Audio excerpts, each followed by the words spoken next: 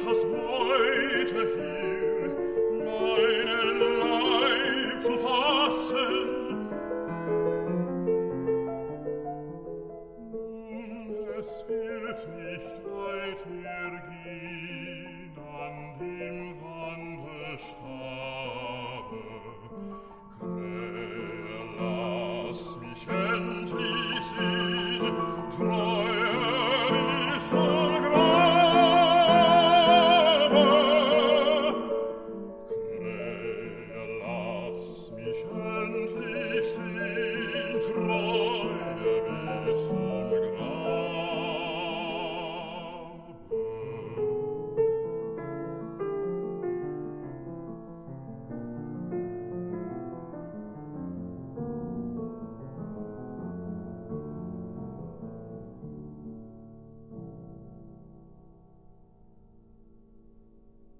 Welcome to Conversations at the Newark School of the Arts.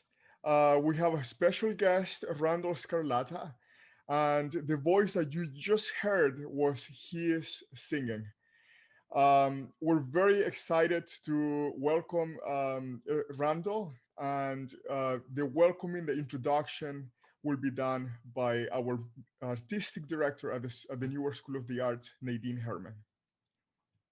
Good afternoon, everyone, and I'm so thrilled that baritone Randall Scarlata can be here with us today. And I know many of you know Randall, but just in case you don't, I'd like to tell you something about his wonderful career. Randall has been praised by the New York Times, the London Daily Telegraph, and the Washington Post. He has a career that spans many, many years, and Randall's repertoire includes over 16 languages. He has sung premieres of George Crumb, Richard Daniel Poor, and Ned Rorem, plus many more great 20th century and 21st century composers. Randall has performed many of the major German song cycles with such great pianists as Gilbert Kalisch, Jeremy Denk, and Jonathan Biss. His recording of Winterreise was nominated for a Grammy for Best Vocal Solo Classical Performance. Randall has performed on international stages through North America, South America, Europe, Asia, and Australia. He has performed with such great orchestras as Philadelphia Orchestra, Minnesota, Pittsburgh, and San Francisco. Randall is also frequently heard with the Chamber Music Society of Lincoln Center. Randall has also performed at some of the great music festivals, from Ravinia to Spoleto to Salzburg, and is the co-artistic director of Alpine Kammermusik in Austria. Randall in 2019 joined the Tanglewood Institute and is a member of the Peabody Institute at Johns Hopkins University. So Randall, thank you so much for being with us today. And I just wanted to ask you, I wanted to begin by asking you, how did you begin your musical career and what made you become a singer? Well, thank you both so much for having me here today. I'm thrilled to spend some time with you and share some thoughts with you. And my path in music has been it's amazing when you start out, you just don't know where you're going when you start with a couple of lessons. So my first major instrument was not voice, but viola. And I started viola in fifth grade, having had a very brief love affair that ended badly with the French horn.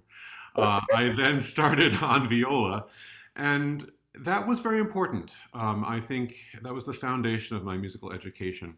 A year after I had started lessons, my teacher had me form a quartet with some other musicians in my class, and we started working on, we were not terribly good, but we were working on Haydn quartets and Mozart quartets. And so I think playing viola in a chamber ensemble really was a big part of my foundation in music making and especially in chamber music.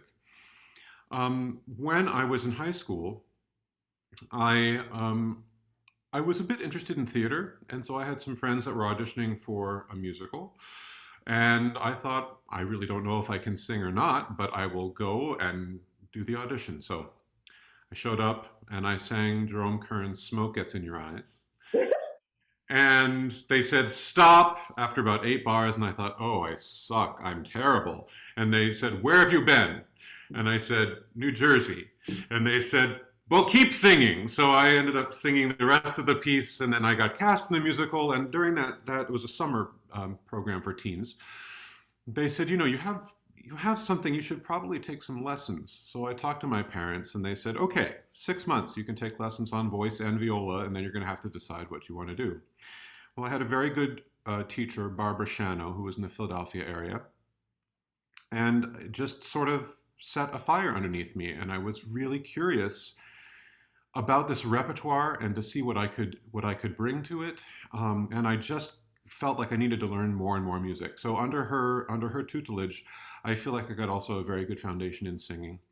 And it was only 2 years later that I was auditioning for my undergraduate programs. So that's how I got started. Great. And where did you go to undergraduate? I forget.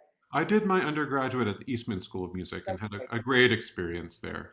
And I guess the thing that, made me decide for voice over viola, although I still will occasionally pick it up and wonder if it always sounded that bad, but this idea of having both the music and the music as an interpretation of words was what really brought it together for me. To feel as an actor using music and text together was terrific. That was what really got me started. Great. That's great. Now, you in 2019 just joined the faculty at Peabody, and you know, it must be a interesting time to join a faculty with a pandemic going on.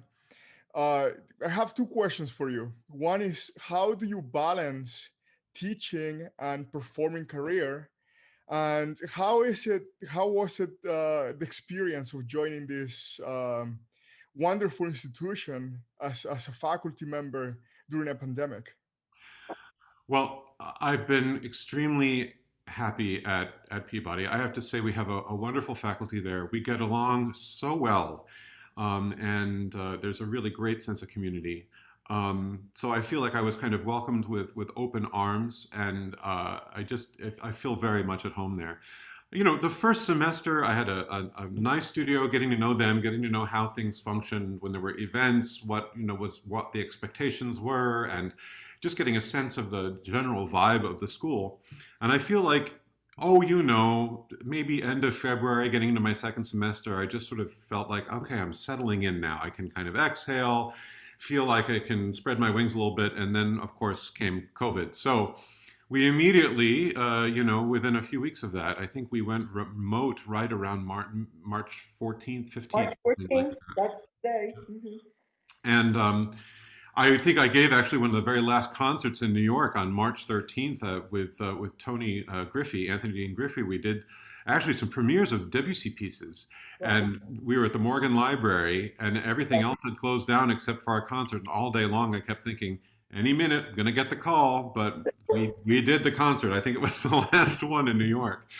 So we went remote, and I have to say, there was a period of trying to figure out the best way that we could maintain community, and everybody's zoomed out, or as I say in German, ausgezoomt, at the end of the day.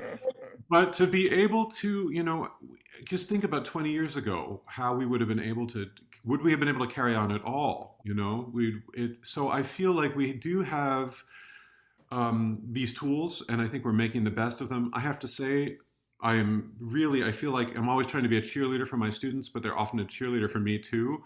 We're getting through this in a way I feel like some of the work they're doing, having the time to just focus on their technique and really digging deeper into the pieces and having to be responsible in a different way for how they're teaching themselves, I think is actually providing some really interesting work from them. And I see some great and hear some great growth going on.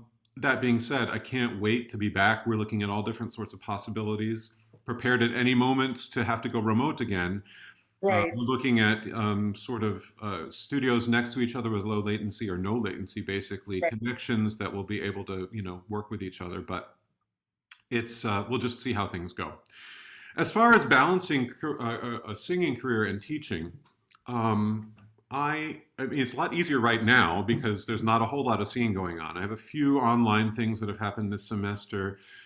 Some projects with Lyric Fest for a very interesting video production they did. I do have a few concert series that I was planning to sing on in the spring, which will, you know, we're kind of holding to see. They say if we can't do the concerts live, then we will do a video presentation of them, and that's fine. But it's a little easier right now because I'm mostly in Philadelphia.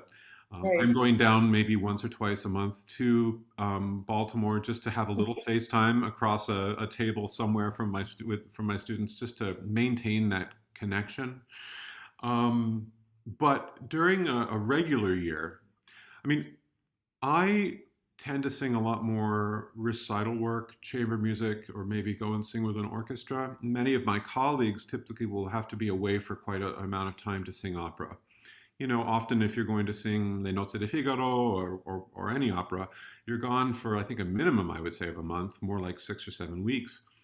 And that's very difficult to maintain any kind of teaching schedule. So I think it's very important that students have weekly lessons as often as possible. I don't want to be away for a month and say, okay, we'll make up those lessons later. I think especially when you're in your formative years, undergraduate especially, the weekly lesson and consistency is very important. Very. So, I mean, I typically was only gone maybe 3 or 4 days at a time, Wow. and often over a weekend. So maybe I'd leave on a Thursday, I'd be back on Monday and ready to teach.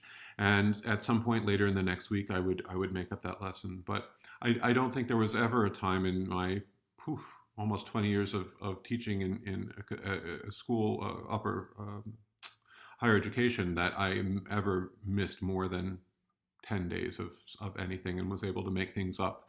So I've never had students complain about it. It's always seemed to have been able to work out really quite well.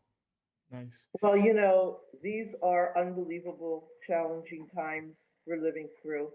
And of course, you know, York has its own situation, which if you saw the news today, it's not really going all that well. It's really, really disturbing and upsetting. So you have this wonderful festival in Austria. What did you do? Like, how did you manage the summer as far as when you made the decision not to go? And what are you thinking about for this summer coming up? How do you think you're going to manage all of this? Well, you know, and I just want to say I have a couple of students that are singing in Europe right now, and I'm envious of them because they are still going into work and they're finding ways to do this. There's so much Mhm. more testing there, and I mean the numbers are certainly going up, and it's really troubling, and you know they're worried about how things are going there, but you know they will lock down and take care of things in a way that will help save many lives. Correct. And as far as my festival, Alpenkammermusik, which is this wonderful little festival in one of the most remote corners of Europe, this little valley that is in Carinthia, just on Hmm. the border of Tyrol. And so right between Italy and Austria in the mountains there. It is a place where you have to drive 4 hours from just about anywhere to get to, from Munich, from Venice. And it's this tiny little valley that has about 1,600 inhabitants. And in that little valley, there are 110 music organizations between all of those people. So everyone there plays music. Everyone understands that the choirs are remarkable. Everybody plays instruments. It's just part of the culture. It's actually a place where Brahms and Mahler used to visit to get inspiration for their folk ideas. But as far as last summer, you know, we ended up. I think it was probably in April that we decided things were not going in a way. Maybe certainly by May 1st that we decided it wasn't going to be safe because also it's such a remote place. The idea of having an international festival, it's a small festival, maybe 45 people or so, but still we would have people coming from the US, from Asia, from all parts of Europe, from Southeast Asia. It just felt like it would be overwhelming. And indeed, we made the right choice. We couldn't possibly have done it last summer. Right now, we're in a holding pattern. We've just updated saying, we are monitoring things to see how things go. I think at some point, I imagine we're going to extend what we normally would be asking for people to send in their applications now. We're going to extend that well into the beginning of spring, which I think is what a lot of other programs are doing as well. And we'll make a call probably some point in the spring, maybe mid-April, just kind of see how things are going, see how we're doing with testing, see how we're doing with vaccines. And Right. the idea again of having an international festival in this really remote area where I don't think they've actually had any COVID cases Wow, wow, wow. would be, we just have to be also very sensitive about how the community feels there about us descending Bringing. upon this little town.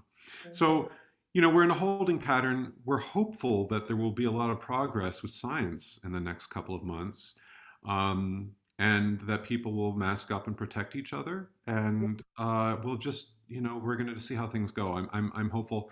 Same thing with Tanglewood. Yes, They may do much smaller, more remote things, but they're trying to find a way to keep the music going as we all are. That's going to be a safe way for us to meet or find ways to collaborate, but not put people at risk.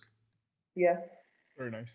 So you mentioned that one of your last concerts in New York uh, was the premiere of a piece by Debussy. I'm interested to hear more about how you got to find the piece.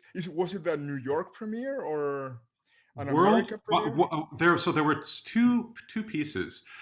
One was a cantata that he wrote when he was quite young, Hmm. and the other one was actually a study for an opera which was not finished. And these are pieces that one of them was premiered maybe 2 years ago in a very small, actually they sold the scores, I think it was at Sotheby's, and they did a small presentation of some of the music when they were selling the scores.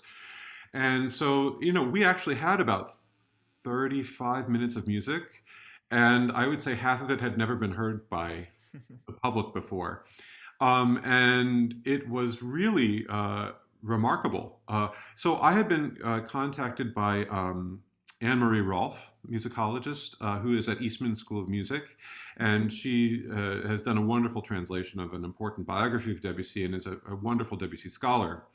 And she said, we'd like to do a program of these, and was working with Anthony Dean Griffey on this. And so we had a lot of fun putting this together and getting to sing Debussy that's never been done before. I mean, there's something about our contemporaries getting to make new music is fantastic, but to kind of unearth and give birth to a piece of Debussy, that'll never happen again. Pretty much Good. assure you of that. Cool. Right. What thing to do? That's awesome to say that you've done that. That's wonderful thing. Now Yeah. you've also premiered many other living composers. How's the relationship of working, between the performer and the composer? And if maybe you can give us a little bit of details on how was it like working with, for example, Laurie Laitman, who we interviewed here just last week. Lori is terrific, and I don't think there's anyone who loves the human voice more than Lori. And she's got Agreed. such a great curiosity about poetry. Hmm. And I know when she sits down, and I'm sure she said something very similar. She sits down and she speaks through the text and really has a sense of what the natural prosody is. She will then kind of sing through it. I think she works very linearly Hmm. and has a sense of how to best express the text through a melody, and then works from there. And I met Lori first when I did my debut recital in Washington at the Kennedy Center. It was probably 1999, I think. And she was there and came back afterwards to talk and introduced herself. But I'd heard of her and I knew a little bit of her work because she had a record of song, a CD of songs out, and Bill Sharp had sung some of these pieces, and I really was quite enamored with them. And I wrote down her name and was like, I need to get this music. And then she showed up at this concert. So we met and decided we would sit down and talk about some other pieces, and we ended up actually doing a concert together. Oh, I think it was maybe 2001 was the first time we actually worked together. And, she has a great sense of what voices do well and don't. And so even when we would work on something, I would sometimes make a mistake, and she would say, "Oh, I like that better. Let's put that in." And she'll, she's very open to. I mean, she has a very clear concept of what she wants and how things work, but she's open to when a singer will do something and maybe make that same mistake twice. She says, "That's interesting. Maybe it's more natural. Let's take a look at that." And then sometimes she'll say, "Great, leave it in." Other times, "No, you got to learn the right note." So. Um, but again, we've collaborated a lot over the years, and I just have such a fondness for her and respect for her gift as a composer of vocal music, and I think she has so much to offer. She's written probably nearly 600 songs now, I think. Unbelievable. Wow. Really prolific, Yes. and just you can tell how much she just loves writing for the voice. Yes. Well, Randall, I'm sure you're going to have students who are graduating with their masters and they're going to begin their career. What advice do you give them right now? I mean, when we graduated, we had, choices of going to Europe, starting our career there, staying here, doing competitions. What path do you think right now that they should take? It's a great question. Well, I think the world is basically has pushed the pause button for a lot of this for right now. Yes. So there's a lot we can be doing. In the meantime, I think we need to investigate ways that we can keep a sense of community. We need to find ways that we can be in contact with each other, using the technology that we have today. Again, what we would have done 20 years ago would have been much, much worse. We wouldn't have had this sense. So I think this is an opportunity for students right now to be working on the best way they can present themselves with the technology we have. Take the time right now to learn the technology, learn how to make a good recording, learn how to make a good video recording, Yes. learn the GarageBand, Soundtrap, all these things that we're using right now are tools that are not going to go away. I think these are things that we need to learn as ways that we can continue it forward. I don't think we're ever going to replace live performance. I pray that never happens. It certainly won't happen in our lifetimes, but Yes. I think now's the time to continue to work on your craft so that when we get back to it, this time next year, I hope that you Hmm. are ready to be out there. You're going to be graduating in May. There may be some summer programs. I have several students that are going to be doing, they may not be doing a live role on stage with another person, but they're learning a role through workshops online so that they learn così fan tutte and they have it ready to go. There's just so much we can be doing to continue to improve and know that when we do get back to performance and can be on stage together with an orchestra, that we're ready for it. And I think that that's the most important thing right now. Maintain your contacts, reach out to people, find the best way to use the technology today that you can represent yourself on video with good sound, and just keep at it. Yes. And the challenges far beyond even singing and keeping your technique up is the mental process of this and what this is doing to people's heads. The depression, besides keeping your voice up, you have to find ways to keep your spirit up and your emotions. Because let's face it, it is hard. And, it was bad in March, but we knew spring was coming and we knew at least we can walk out the door.